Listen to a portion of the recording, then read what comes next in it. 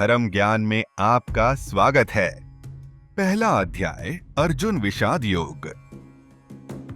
धृतराष्ट्र ने कहा, हे संजय, धर्म क्षेत्र और कर्म क्षेत्र कुरुक्षेत्र में युद्ध की इच्छा से एकत्रित हुए मेरे पुत्रों और पांडु के पुत्रों ने क्या किया?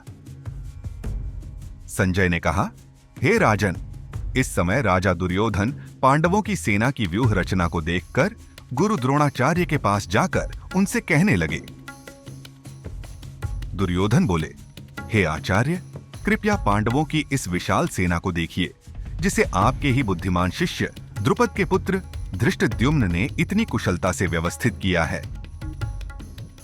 इस सेना में भीम और अर्जुन के समान कई महान शूरवीर और धनुर्धारी हैं, जैसे युयुधान, विराट और राजा द्रुपद।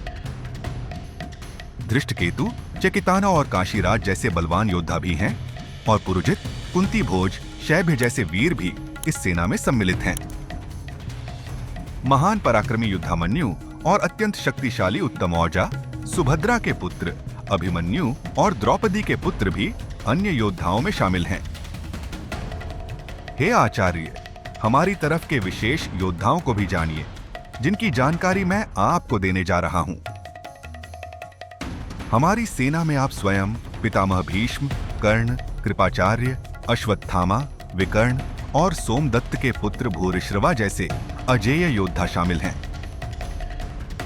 इसके अतिरिक्त कई अन्य शूरवीर भी हैं, जो मेरे लिए अपने प्राणों का बलिदान देने को तैयार हैं और सभी युद्ध कला में निपुण हैं। हमारी सेना, जो पितामह भीष्म द्वारा संरक्षित है, असीमित शक्ति से युक्त है, जबकि पांडवों की सेना, जो भीम द्वारा संरक्षित है, सीमित शक्ति वाली है। अतः आप सभी अपनी अपनी स्थिति पर डटे रहें और सब मिलकर पितामह भीष्म की हर प्रकार से सहायता करें। इसके बाद कुरुवंश के परम प्रतापी पितामह भीष्म ने दुर्योधन के हृदय को प्रफुल्लित करते हुए सिंह गर्जना जैसी जोरदार शंखध्वनि की। इसके तुरंत बाद कई शंख, नगाड़े, ढोल, मृदंग और सींगों की ध्वनियां एक साथ गूंज उठीं, जिनकी आवाज अत्यधिक भयंकर थी। तब पांडव पक्ष की ओर से सफेद घोड़ों से युक्त श्रेष्ठ रथ पर बैठे योगेश्वर श्री कृष्ण और अर्जुन ने भी दिव्य शंख बजाए। श्री कृष्ण ने पांचजन्य, अर्जुन ने देवदत्त और भीमसेन ने पौंड्र नामक महान शंख बजाया। हे राजन, युधिष्ठिर ने अनंत विजय नामक शंख, नकुल ने सुघोष और सहदेव ने मणिपुष्पक नामक शंख बजाया। श्रेष्ठ धनुषधारी काशीराज, महारथी शिखंडी, धृष्टद्युम्न, राजा विराट, सात्यकी, राजा द्रुपद, द्रौपदी के पांचों पुत्र और अभिमन्यु ने भी अपने अपने शंख बजाए। उस भयंकर ध्वनि ने आकाश और पृथ्वी को गूंजायमान कर दिया, जिससे धृतराष्ट्र के पुत्रों के हृदय में शोक उत्पन्न हो गया। इसके बाद अर्जुन ने श्री कृष्ण से प्रार्थना की, हे अच्युत, कृपया मेरा रथ दोनों सेनाओं के बीच में खड़ा करें, ताकि मैं इस युद्ध भूमि में उपस्थित योद्धाओं को देख सकूं और समझ सकूं कि मुझे किस किस से युद्ध करना होगा। मैं उन योद्धाओं को भी देखना चाहता हूं जो इस युद्ध के लिए दुर्योधन के समर्थन में आए हैं। संजय ने कहा, हे भरतवंशी, अर्जुन के इस प्रकार कहने पर श्री कृष्ण ने दोनों सेनाओं के बीच उस उत्तम रथ को खड़ा कर दिया और अर्जुन से कहा, हे पार्थ, इन समस्त कुरुवंश के सदस्यों को देखो जो युद्ध के लिए एकत्र हुए हैं। अर्जुन ने वहां अपने ताऊ, चाचा, पितामह, आचार्य, मामा, भाई, पुत्र, पौत्र और मित्रों को देखा। अर्जुन ने ससुराल पक्ष के संबंधी और शुभचिंतक भी दोनों ओर की सेनाओं में देखे। यह देखकर अर्जुन करुणा और शोक से भर गए और कहा, हे कृष्ण, इन अपने स्वजनों को युद्ध के लिए खड़ा देखकर मेरा हृदय द्रवित हो रहा है। मेरे अंग कांप रहे हैं, मुख सूख रहा है और शरीर में कंपन हो रहा है। मेरा गांडीव धनुष हाथ से गिर रहा है और त्वचा भी जल रही है। मेरा मन विचलित हो रहा है, इसलिए मैं खड़ा भी नहीं रह पा रहा हूं। हे केशव, मुझे केवल अशुभ संकेत ही दिखाई दे रहे हैं। इस युद्ध में स्वजनों को मारकर मुझे कोई कल्याण नहीं दिखता।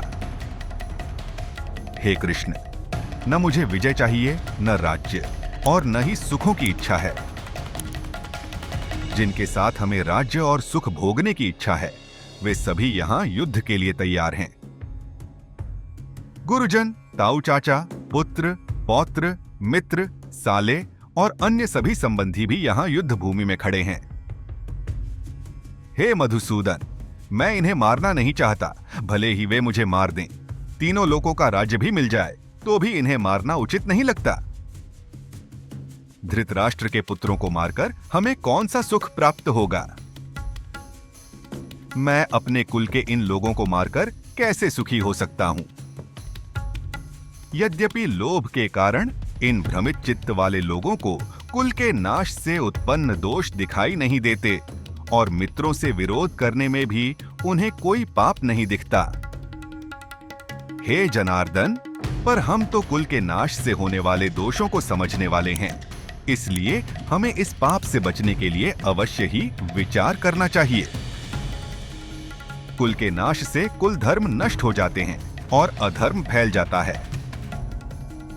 स्त्रियों के दूषित होने पर अवांछित संतानों की उत्पत्ति होती है। अवांछित संतानें कुल को अधर्म की ओर ले जाती हैं। इन अवांछित संतानों के कुकर्मों से सनातन कुल धर्म और जाति धर्म समाप्त हो जाते हैं। हे जनार्दन, जिनका कुल धर्म नष्ट हो गया है, ऐसे मनुष्यों को अनिश्चित काल तक नरक भोगना पड़ता है, ऐसा हमने सदैव सुना है। हे माधव, हम बुद्धिमान होकर भी पाप करने जा रहे हैं। यदि मुझे शस्त्र रहित देखकर धृतराष्ट्र के पुत्र मार दें तो वह मेरे लिए श्रेयस्कर होगा। संजय ने कहा। इस प्रकार अर्जुन शोकाकुल होकर अपने धनुष बाण त्याग कर रथ के पिछले भाग में बैठ गए। इस प्रकार श्रीमद्भगवद गीता के पहले अध्याय का समापन हुआ। अगला अध्याय देखने के लिए चैनल को लाइक करें और सब्सक्राइब करें। धन्यवाद।